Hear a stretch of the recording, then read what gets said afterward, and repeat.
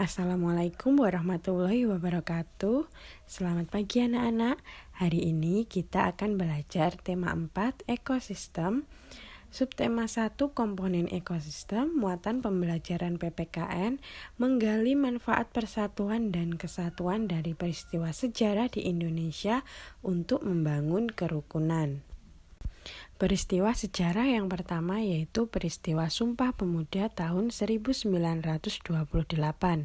Sumpah Pemuda merupakan salah satu peristiwa penting dalam sejarah nasional Indonesia.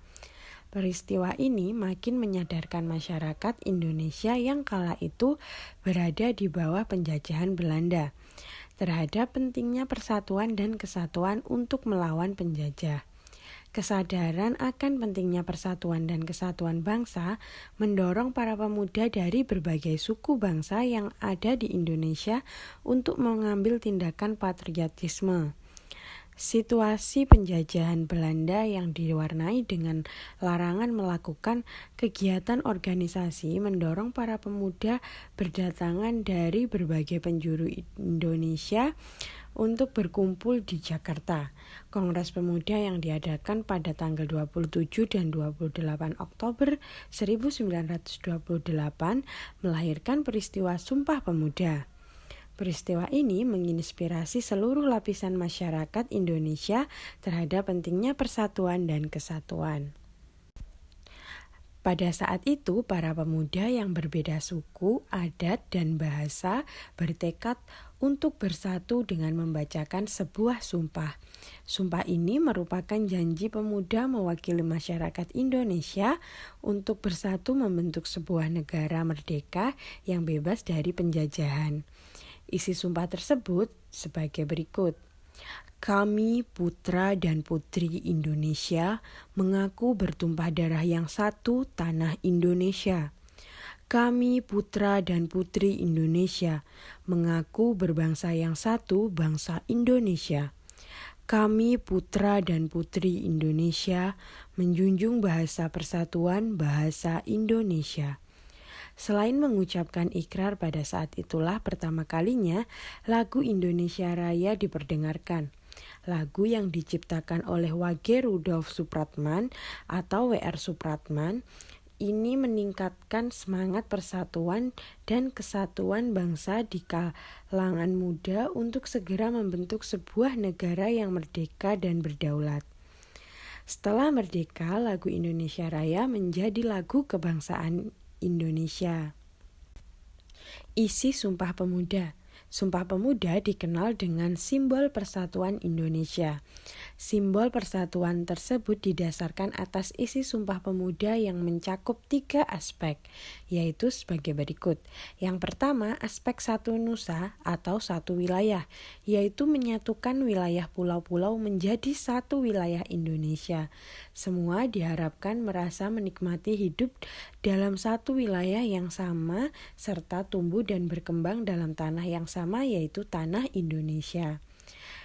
Kemudian yang kedua, aspek satu bangsa, yaitu menyatukan berbagai suku bangsa yang ada di seluruh wilayah Indonesia dari Sabang sampai Merauke menjadi satu bangsa, yaitu bangsa Indonesia. Semua harus menanggalkan identitas-identitas primordial seperti etnis, suku, dan ras.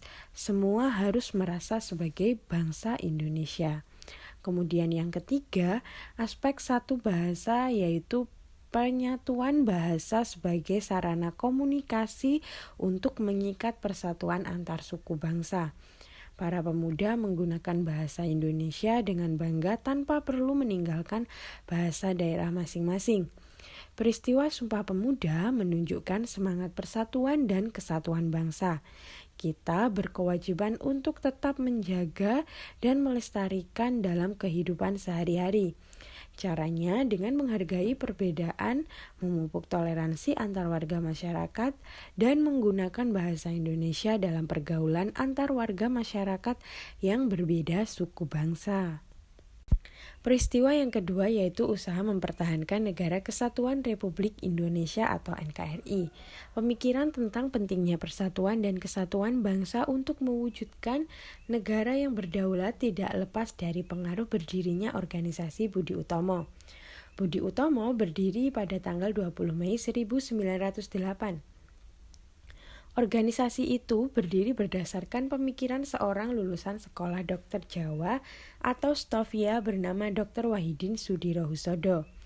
Dr. Wahidin Sudirohusodo ingin mengubah cara berjuang rakyat Indonesia dari perjuangan fisik kepada cara perjuangan melalui pendidikan.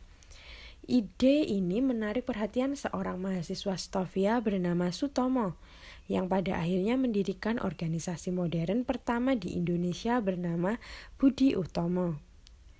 Perjuangan Dr. Wahidin Sudirohusodo dan Dr. Sutomo adalah berusaha membangkitkan kesadaran masyarakat Indonesia kala itu terhadap pentingnya persatuan dan kesatuan bangsa tanpa mempermasalahkan perbedaan agama dan suku.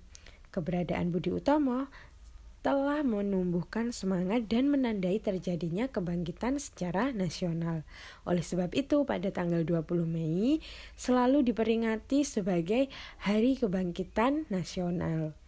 Sementara kebangkitan pemuda Indonesia ditandai dengan peristiwa Sumpah Pemuda pada tanggal 28 Oktober 1928.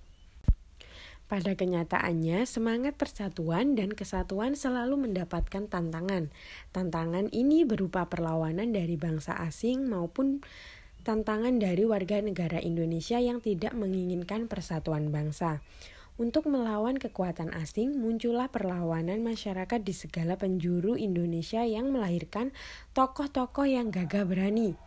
Jenderal Sudirman dan Bung Tomo merupakan dua dari sekian banyak tokoh nasional yang terkenal berani melawan kekuatan asing yang mengancam kesatuan negara Indonesia. Kedua tokoh tersebut berjuang sekuat tenaga untuk mempertahankan kemerdekaan Indonesia yang telah diproklamasikan pada tanggal 17 Agustus 1945. Pada masa kini, usaha mempersatukan bangsa sering terancam oleh gerakan-gerakan dalam masyarakat yang ingin memecah belah Negara Kesatuan Republik Indonesia. Gerakan Aceh Merdeka di Aceh dan gerakan organisasi Papua Merdeka di Papua merupakan gerakan masyarakat yang ingin memisahkan diri dari NKRI pada masa Orde Baru. Setelah masa Orde Baru selesai digantikan oleh masa reformasi. Para pemimpin nasional pada masa itu berusaha keras melakukan perundingan-perundingan untuk meredam aksi perpecahan tersebut. Kiai Haji Abdurrahman Wahid, Presiden keempat Indonesia, merupakan salah satu tokoh nasional yang membantu upaya perdamaian untuk mengatasi perpecahan tersebut. Membina persatuan dan kesatuan NKRI. Perjuangan mempertahankan persatuan dan kesatuan sudah dilaksanakan sejak dahulu oleh para pahlawan. Tugas kita sekarang tinggal meneruskan perjuangan tersebut. Mewujudkan keutuhan dan kesatuan dalam Negara Kesatuan Republik Indonesia atau NKRI merupakan kewajiban seluruh bangsa Indonesia. Oleh karena itu, seluruh bangsa Indonesia diharapkan dapat membina persatuan dan kesatuan dalam lingkup negara Indonesia. Hal tersebut dilakukan agar bangsa Indonesia dapat terhindar dari ancaman yang dapat mengganggu tatanan kehidupan Negara Kesatuan Republik Indonesia. Yang pertama, bagaimana sih cara membina persatuan dan kesatuan dalam lingkungan sehari-hari? Cara yang pertama yaitu membina sikap toleransi dan tenggang rasa dalam kehidupan beragama. Yang kedua, membina sikap patriotisme dan setia kawan. Yang ketiga, bersikap terbuka terhadap kemajuan dan budaya positif bangsa. Yang keempat, mengembangkan prinsip saling menghargai dan menghormati. Yang kelima, menyelenggarakan kerjasama antar daerah. Yang keenam, memberi bantuan kepada orang yang membutuhkan tanpa membedakan suku, bangsa, ataupun asal daerah. Yang ketujuh, mengutamakan kepentingan bangsa dan negara daripada kepentingan pribadi atau golongan. Yang terakhir, mempelajari berbagai budaya atau kesenian dari daerah lain.